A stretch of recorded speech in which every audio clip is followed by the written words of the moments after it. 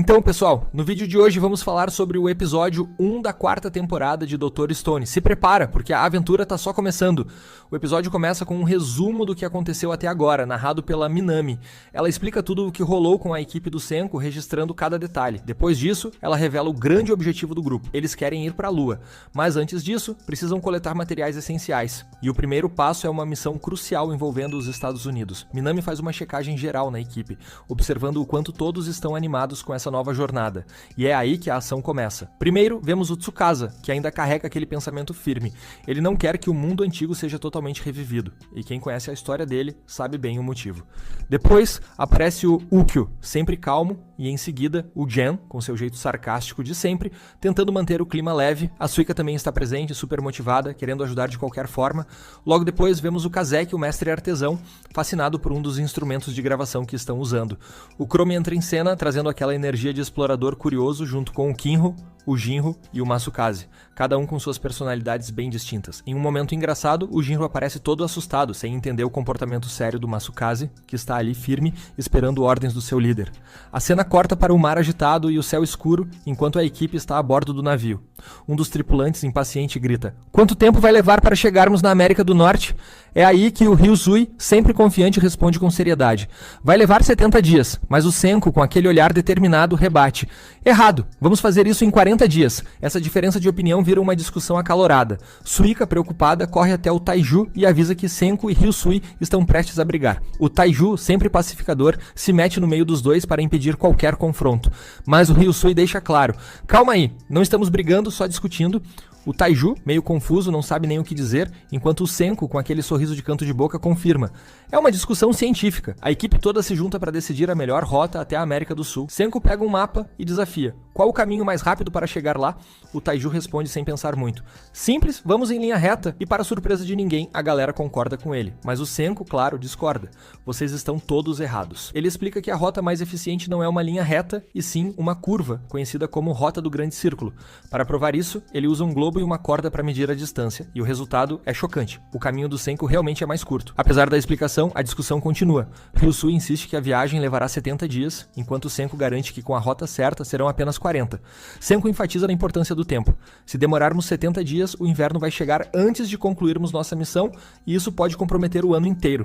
Precisamos fazer isso em 40 dias para garantir recursos essenciais, como álcool e frutas para o processo de despertar. O episódio termina com a equipe refletindo sobre o desafio à frente, sabendo que cada decisão pode definir o futuro da humanidade, e é por isso que precisamos chegar lá em 40 dias. Concorda, né? Mas a discussão continua, porque o grupo está dividido. Alguns acham que o Ryusui tem razão, já que ele é realista e pensa no presente, enquanto o Senku é lógico e sempre mira no futuro. Nesse clima de tensão, o Gen decide apoiar o Ryusui, enquanto do outro lado, a Kohaku fica do lado do Senku. Parece que a disputa entre eles vai esquentar ainda mais, e o restante da equipe começa a se preocupar com o rumo que essa competição pode tomar. Para aliviar a tensão, eles decidem resolver a disputa de uma forma inusitada, jogando pôquer. Quem assume o jogo é o Ukyo, enquanto a galera observa apreensiva, achando que essa batalha vai ser mais intensa do que parece. Senku e Ryusui ficam frente a frente e Senku provoca: "Ei, Ryusui, por que você caprichou tanto no visual hoje?" Ryusui, com aquele ar confiante de sempre, responde: "Isso é óbvio, estamos em um jogo formal, e quem vencer será considerado o líder desta missão." Gen entra em cena novamente, com suas cartas na mão, e surpreende Senku ao declarar apoio ao Ryusui. Ele até grita de forma teatral: "Eu diria que há uma chance de 10 bilhões de que você vá trapacear nesse jogo. Ryusui?" Ryusui, sem perder a pose, retruca: "Meu amigo, sua confiança em mim tá abalada. Que decepção." Enquanto isso, Kohaku também se junta à mesa para apoiar o Senku. O clima está tenso, mas ao mesmo tempo divertido. O Kyo, sempre calmo, sugere uma forma justa para decidir quem começa. "Vamos resolver isso no pedra, papel e tesoura. O vencedor será o primeiro a jogar." O jogo começa e Gen, mesmo tentando manter uma expressão neutra, claramente está ansioso. Ele observa as cartas com atenção, fingindo que não entende o que está acontecendo, mas quem o conhece sabe que ele está analisando tudo nos mínimos detalhes. Kohaku, por outro lado, fica de olho para garantir que Gen não tente nenhuma trapaça. E só entre nós, eu nunca joguei pôquer, então vamos pular os detalhes técnicos do jogo. No final, o vencedor é o Senku, mas não foi uma vitória comum. Ryusui, claro, tentou algumas estratégias para virar o jogo, mas não deu certo e ele não ficou nada feliz com isso. Como combinado, o resultado do jogo define que a equipe seguirá pela Rota do Grande Círculo, o plano do Senku. Alguns ficam um pouco desapontados, já que apostaram no Ryusui, mas ele, com o charme de sempre, diz: Relaxem, pessoal. Vou mostrar algo que vai animar vocês. E é aí que ele revela. Um cassino improvisado no navio. A galera vibra e o clima tenso dá lugar à diversão enquanto todos aproveitam o momento. Depois de um tempo, Ryusui pergunta ao Senko, curioso. Ei, Senko, por que você de repente abriu um cassino? Qual é a ideia por trás disso? Senko, com sua típica calma, responde. O ambiente precisa ser adequado, Ryusui. Estamos com menos de 30 dias para nossa jornada e o moral da equipe é fundamental. Eu pensei que se fôssemos melhorar o clima, isso ajudaria a manter o foco. Então, em troca de 10 dias, eu organizei comida e diversão para todos. Ryusui fica surpreso, mas Senko continua. Em troca de mais 10 dias, criei uma área recreativa para a equipe. Com isso, temos mais energia para seguir nosso caminho. Ele então se volta para o resto da equipe dizendo: comida, entretenimento, mas não se esqueçam, devemos ter bebidas também. Logo depois, todos ficam empolgados com a novidade. Vemos um cenário onde a equipe está feliz, aproveitando os momentos de diversão, e o clima de camaradagem se fortalece entre eles. Senko, com um sorriso, propõe uma grande rodada de bebidas, e todos, mesmo após a diversão, têm a sensação de estarem no paraíso, no meio do mar e da missão. A cena então muda e vemos o Ukyo refletindo sobre o que está acontecendo. Ele diz para Gen: tudo isso é parte da vontade de Senko. Ele tem sua estratégia, mas o que importa mesmo é o caminho mais difícil, aquele em que nossa inteligência será posta à prova. Gen, com seu estilo descontraído, responde: isso não é nada demais. Não fique pensando demais, Ukyo. O jogo de futebol foi sério, mas no final é só mais uma estratégia para motivar a equipe. A cena final mostra Senko olhando para o céu com um olhar determinado enquanto o vento sopra. Ele está focado em sua missão e sabe o quão importante é esse momento para o futuro da humanidade. Se você gostou do vídeo, não se esqueça de deixar o seu like, se inscrever no canal e compartilhar com seus amigos. Até o próximo vídeo. Tchau! Então, pessoal, no vídeo de hoje vamos explicar o episódio 2 da 4ª temporada de Dr. Stone. O episódio começa retomando o final do anterior, com Senko e sua equipe se divertindo, comemorando o fato de que agora conseguiram reduzir o tempo da viagem para 40 dias. Mas, para entender como chegaram até aqui, voltamos 2 semanas no tempo. Nesse flashback, vemos Senko coletando sementes de ferro e começando o processo de torrefação. Após secá-las, ele compartilha o material com Kwako. Em paralelo, Suika aparece para conversar com Ryusui e Senko, reclamando que ela não pode beber álcool. Ouvindo isso, Ryusui decide que é hora de animar ainda mais o clima e dá a missão de preparar uma bebida especial para François. François, como sempre impecável, se propõe a fazer um coquetel sem álcool. Senko, prestativo, diz que está à disposição caso ela precise de alguma coisa. François agradece, mostrando o quanto confia nele nessa situação. A cena muda e vemos Senko e sua equipe iniciando a produção do famoso gum syrup, xarope de goma.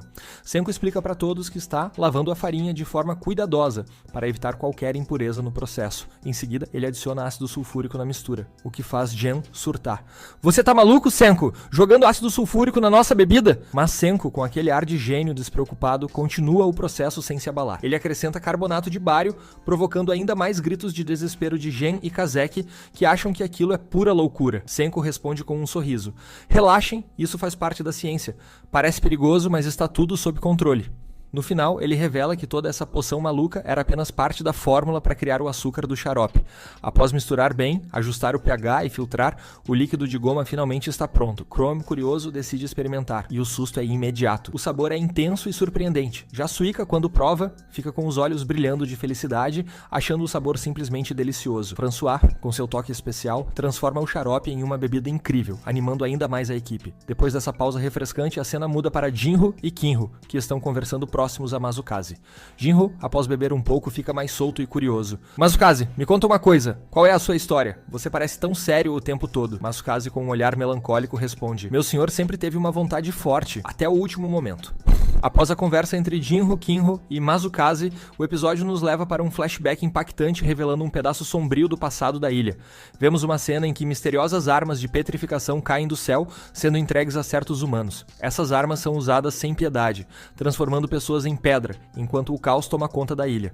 O líder do grupo, com uma aparência imponente que lembra um pássaro, observa a situação e declara com frieza: se isso continuar, vamos atacar essa ilha e destruir todos eles. Enquanto a destruição avança, o senhor de Masukaze também é alvo da petrificação.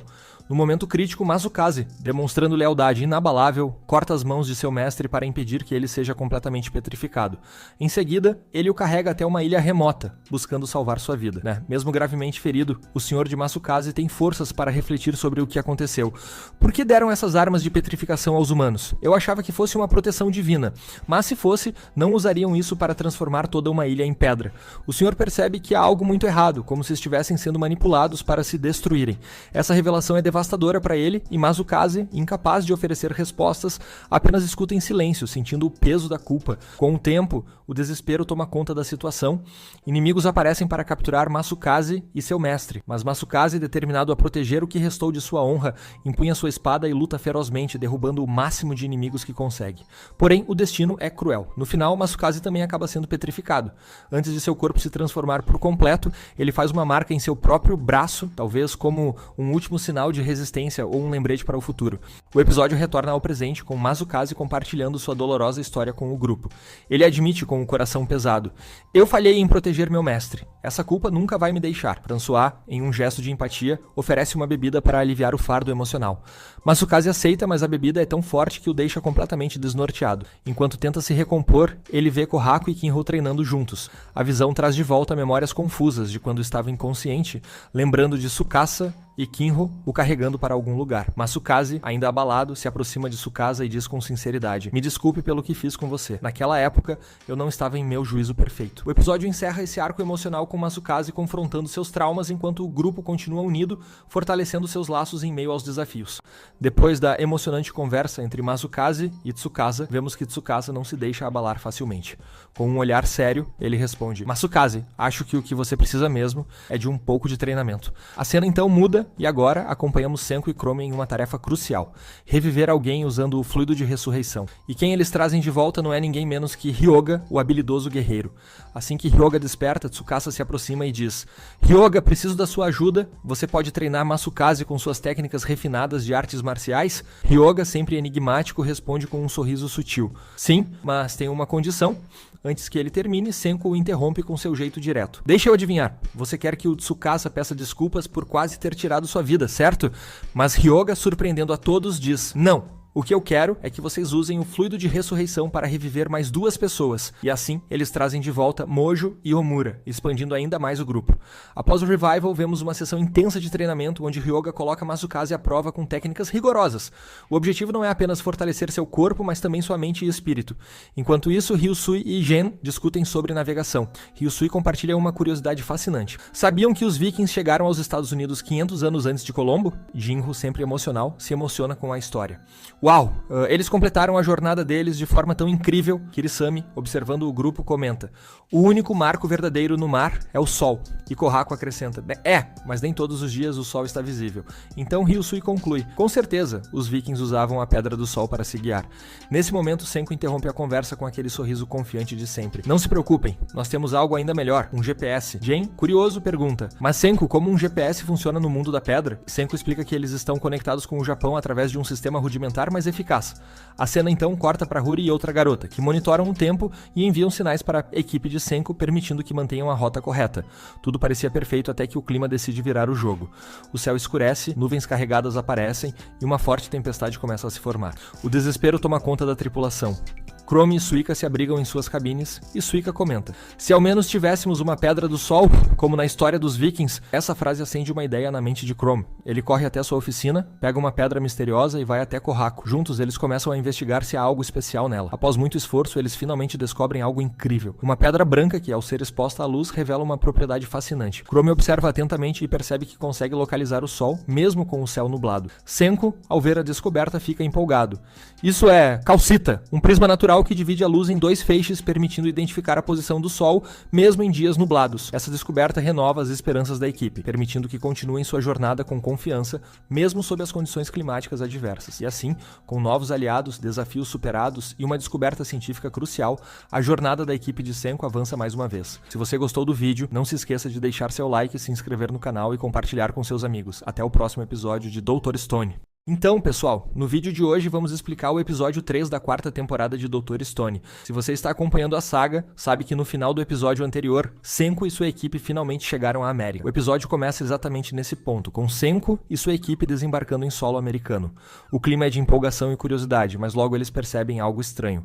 Usando o telescópio, Senku observa que há várias pessoas petrificadas espalhadas pelo local, ou seja, o fenômeno da petrificação atingiu a América também.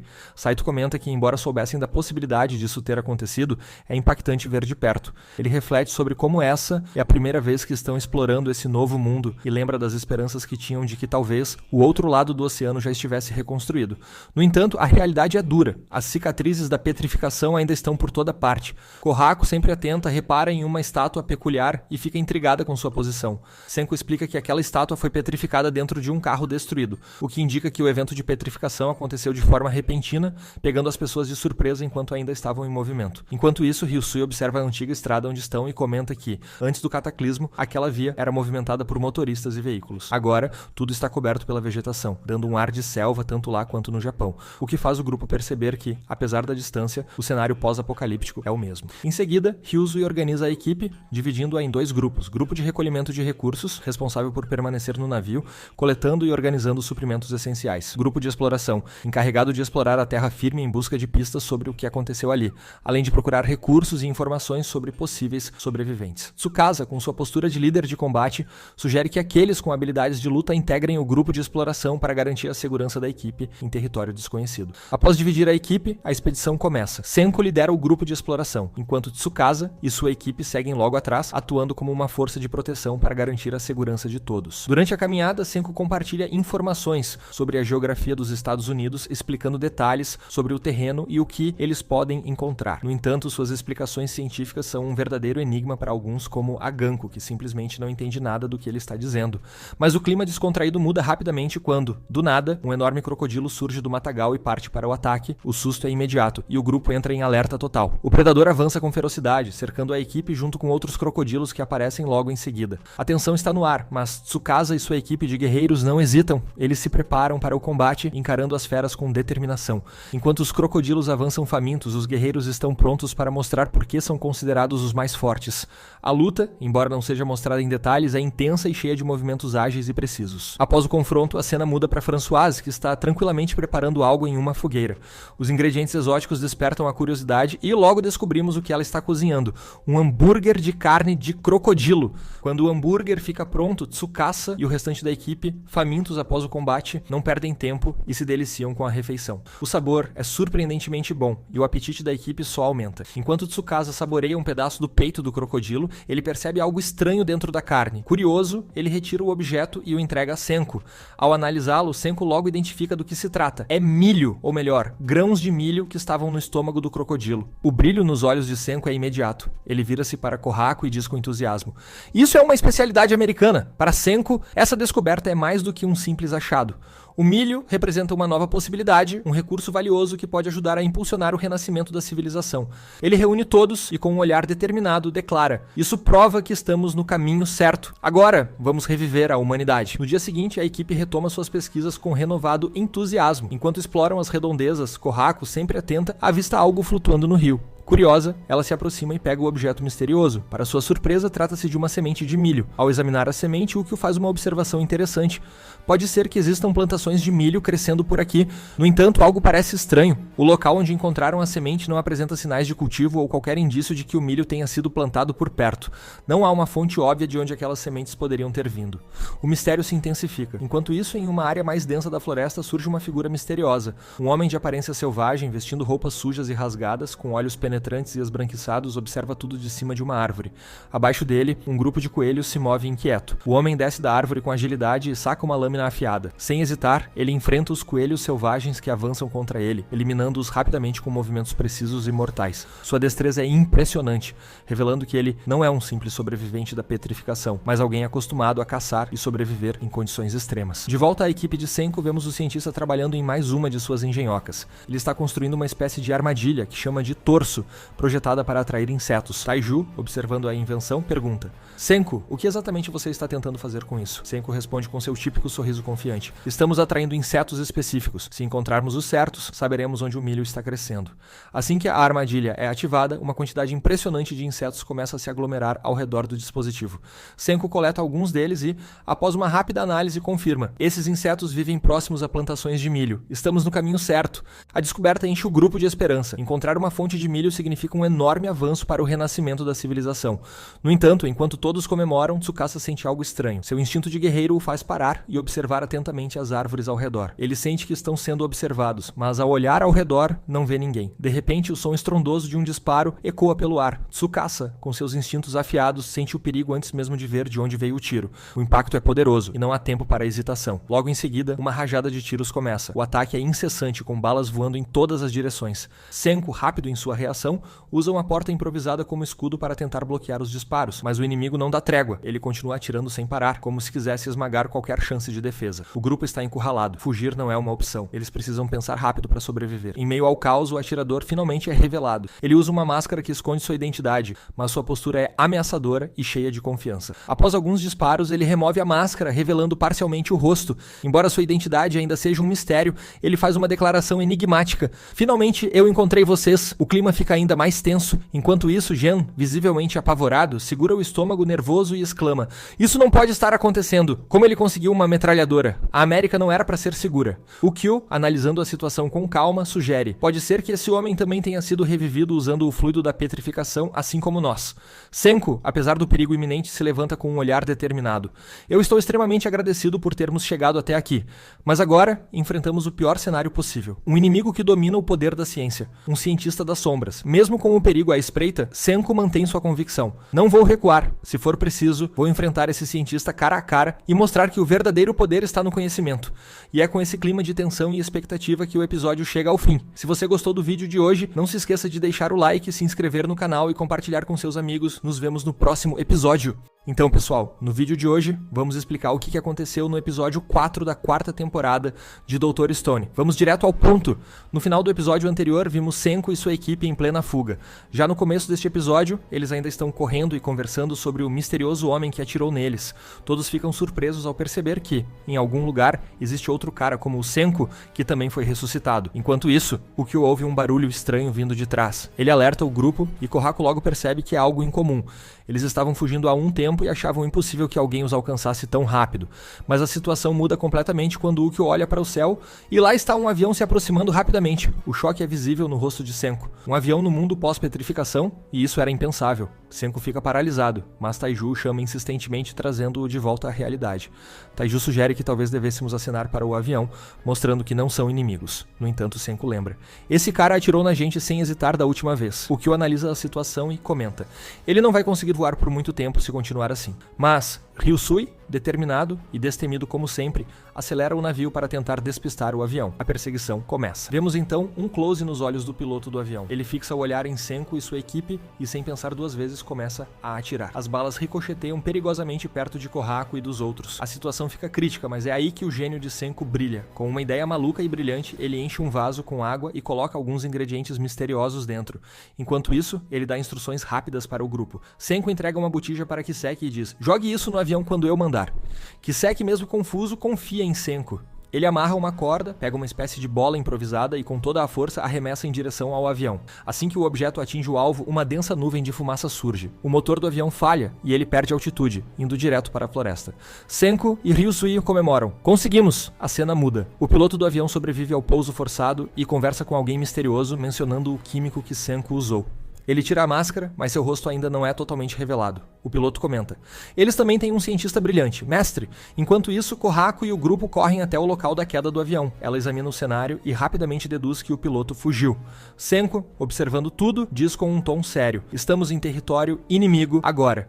Nesse momento, Gen percebe o verdadeiro plano por trás de tudo e a tensão só aumenta. Após a queda do avião, Taiju volta ao trabalho com sua energia de sempre, ajudando a equipe a mover o que sobrou da aeronave. Enquanto eles avançam, Kohaku observa algo atrás dos destroços e com um sorriso intrigado chama Senko: "Eu encontrei algo interessante." Curiosos, todos se aproximam e ficam eufóricos ao descobrir pedras cristalizadas que se parecem com fragmentos de cana-de-açúcar. Isso acende uma esperança em todos, pois pode indicar a proximidade de um campo de cana, essencial para sua missão. Nesse momento, Ryusui faz um discurso inspirado sobre o objetivo de reviver toda a humanidade, destacando a importância daquele achado. Gen, intrigado, pergunta: "Vamos persegui-los? Mas quem exatamente?" Senko, com sua habitual confiança, responde: "Isso não é óbvio? Se há uma chance de encontrar o campo de milho, vamos atrás disso. Estamos aqui pelo campo de milho." Gen, ainda nervoso, esclarece: "Não estou perguntando o que, Senko. Estou perguntando quem vai persegui-los." A cena corta para a densa selva, onde vemos Jen, Kohaku e Chrome em uma expedição de rastreamento. Kohaku e Chrome estão animados, prontos para qualquer desafio, enquanto Jen, sempre cauteloso, observa cada detalhe. Eles começam a seguir pegadas frescas, mas, à medida que avançam, Jen sente algo estranho. Ele pensa consigo mesmo. Se nossos inimigos não têm habilidades, talvez estejam tentando nos enganar. Com um sorriso astuto, ele conclui. Se estão desafiando um mentalista como eu, é um erro fatal. Aqui temos um flashback rápido de Jen conversando com Ukyo sobre uma frustração passada, mencionando o quanto ele odiava perder, até mesmo em jogos triviais. De volta ao presente, ele reflete. Desta vez, eu não vou perder. Jen assume a liderança e instrui. Vamos mudar de tática. Me sigam, mas mantenham distância. Enquanto caminha sozinho, sua expressão muda de confiante para nervosa. Ele sente uma presença e, de repente, um homem mascarado surge das sombras, apontando uma arma diretamente para ele. O homem pergunta friamente: "Quem é você e de onde veio?" Jen, tentando manter a compostura, tenta responder, mas o homem o interrompe, revistando sua bolsa sem encontrar nada suspeito. Para ganhar tempo, Jen faz um truque de ilusionismo simples, deixando o homem intrigado. "O que é isso? Magia!" Curioso, o mascarado ordena que Jen o siga. Sem muitas opções, ele concorda. Eles caminham até chegarem ao destino final, o tão procurado campo de milho. O que Jen vê o deixa em choque. Um verdadeiro reino, organizado e bem estruturado em meio ao mundo pós-apocalíptico. Antes que ele possa processar tudo, é levado diretamente ao cientista-chefe daquele lugar. Para a surpresa de Jen, sua recepção não é das mais calorosas. Eles o colocam dentro de um tanque de água, provavelmente para um teste de resistência ou algum tipo de verificação. O mistério sobre quem controla esse novo território só aumenta, deixando um suspense no ar. No misterioso reino onde Jen foi levado, ele se vê cercado por uma estrutura tecnológica impressionante, algo que jamais esperava encontrar em um mundo pós-apocalíptico. O lugar é estranho e a tensão está no ar. Jen pensa consigo mesmo. O que será que vão fazer comigo aqui? Logo, um cientista se aproxima e com um tom casual diz: "Acho que ainda não apresentei o cara ao seu lado. Ele tem um hábito meio peculiar, gosta de inalar gás venenoso." O homem ao lado, com uma expressão entediada, responde de forma sarcástica: "Cala a boca, isso é só um cigarro." É então que descobrimos o nome dele, Stanley Snyder, um ex-soldado com um olhar frio e calculista. Para simplificar, vamos chamá-lo apenas de Stanley. Na sequência, outro cientista se aproxima. Ele tem uma postura imponente e um ar de superioridade.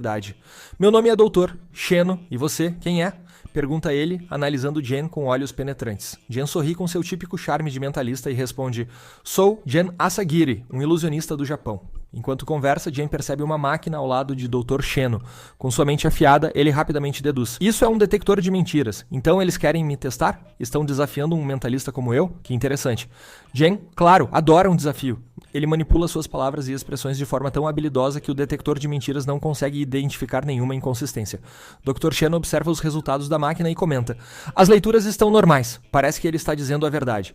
Mas, desconfiado, ele completa: "Ou ele é incrivelmente honesto, ou um mentiroso de primeira." Então, doutor, Sheno faz uma pergunta direta, mirando nos olhos de Jen: "Qual o nome do cientista que trabalha com você?" Nesse momento, Jen sente a pressão aumentar. Ele sabe que revelar o nome de Senko poderia colocar toda a missão em risco. Após uma breve hesitação e raciocinando rápido, ele decide: "Se eu disser o nome do Senko, posso me arrepender depois." Com um sorriso nervoso, ele responde: "O nome dele é Taiju." E é com essa reviravolta que o episódio chega ao fim, deixando o suspense no ar sobre as consequências da decisão de Jen de